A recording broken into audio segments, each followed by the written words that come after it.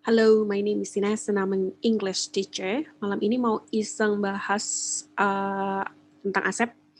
Ini adalah tes yang akhir-akhir ini lagi banyak sih murid yang butuh ASEP. Nah, makanya hari ini mau bahas tentang itu sedikit aja. Yang akan dibahas malam ini adalah bagian kelima, composing skill. Ini menurutku bagian yang paling melelahkan karena dia dilakukan di akhir. Jadi kan kalau ASEP itu tesnya, tes TOEFL-nya UGM ya, for your information. Jadi jadi UGM punya versi English proficiency testnya sendiri, namanya ASEP. Nah, ASEP ini aku lupa durasinya berapa lama, tapi dia cukup menguras tenaga.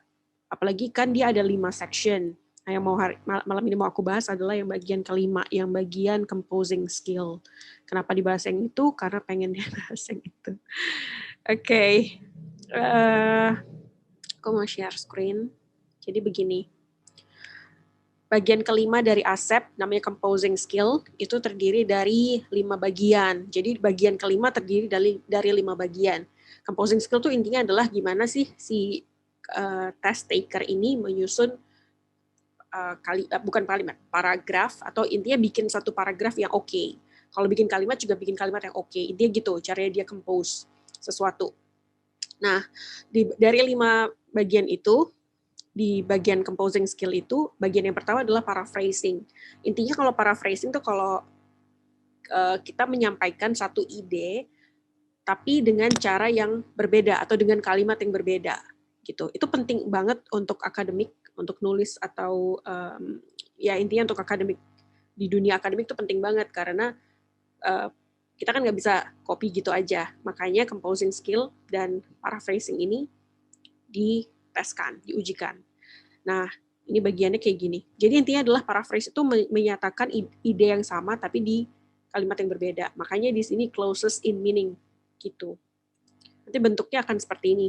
Jadi ada kalimat, ini kalimat aslinya. Terus di sini adalah 5 pilihannya. Pilihannya tuh kayak gini, kalimat-kalimat pilihannya.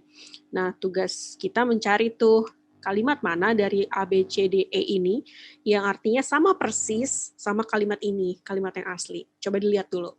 Aku kasih waktu untuk baca.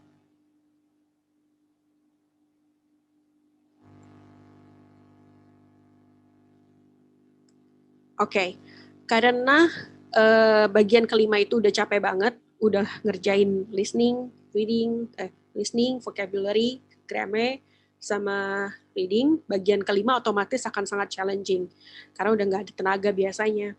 Jadi gimana caranya? Kalau yang aku baca adalah aku memahami betul-betul kalimat originalnya, kalimat aslinya ini, untuk menghindari bolak-balik. Jadi biar nggak baca ini, itu capek banget sih. Makanya bagian ini dipahami betul. Biasanya aku akan ambil keyword. Keyword itu apa? Keyword itu yang nggak harus sesuatu yang mencolok, tapi intinya kalimat ini tuh sebenarnya tentang apa? Kayak ini. Due to, berarti kan ini karenanya, ini sebabnya ya. Oke, sebabnya adalah demand for tea was very high. Oke, jadi ada permintaan terhadap teh itu tinggi banget tuh. Kapan? Oh, ternyata di abad ke-19. Dan ini penting ya. Keterangan waktu ini penting banget. Demand for tea was very high in the 19th century. Oke, karena jadi due to ini penting, terus demand ini penting, terus tahunnya ini juga penting. Its price was astronomical. Harganya harganya astronomical. Astronomical tuh apa ya? Di logika aja. Kadang kan kita nggak selalu tahu semua kosakata ya. Astronomical. Oke, itu berhubungan sama, ini cara bodoh sih. Itu kan berhubungan sama astronomi. Astronomi itu di langit berarti tinggi banget tuh harganya pasti. Gitu aja. Oke, terus dilihat tuh 5 pilihan jawaban, mau nggak mau ini memang harus baca sih semua pilihannya. Tapi bisa pakai eliminasi juga kalau nggak tahu nanti eliminasi yang udah pasti salah yang mana. Oke, kita lihat satu-satu ya. It was not until the demand for tea started to increase. Oke, started to increase berarti sebelumnya rendah dong. Oke.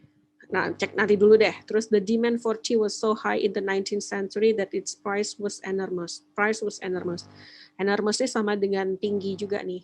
Price was enormous, terus demand for tea was high in the 19th century. Ini sebab akibat, terus kayaknya B deh. B. Cek dulu. Ternyata benar. Jawabannya adalah B. Kenapa B benar? Karena hubungannya tepat, hubungan sebab akibatnya tepat, demand-nya tinggi, harganya tinggi gitu. Terus tahunnya juga betul. Oke, sama persis kan kayak yang ini. Kalau yang C kenapa salah? In the 19th century, the price for tea didn't increase. Oh, salah banget dong. Price-nya jelas-jelas tinggi banget. Masa the price didn't increase despite the demand? Jelas-jelas gara-gara demand-nya tinggi, harganya naik. Sedangkan yang C ini harganya tinggi, sorry. Sedangkan yang C ini bilang demand-nya tinggi, tapi harganya tidak naik. So, jelas salah. Its astronomical price which decreased the demand for tea. Oh, salah banget. Masa dia bilang gara-gara harganya tinggi, demand-nya menurun? Kan nggak sesuai dengan yang kalimat aslinya ya, yang jelas, udah jelas keliru. Terus, in the 19th century, even though the demand of tea remain cheap, nggak dong. Orang dia bilang harganya astronomical, berarti harganya tidak remain cheap. Jadi it's clear that jawabannya adalah B. Jadi kira-kira gitu. Nanti soal lainnya menyusul ya.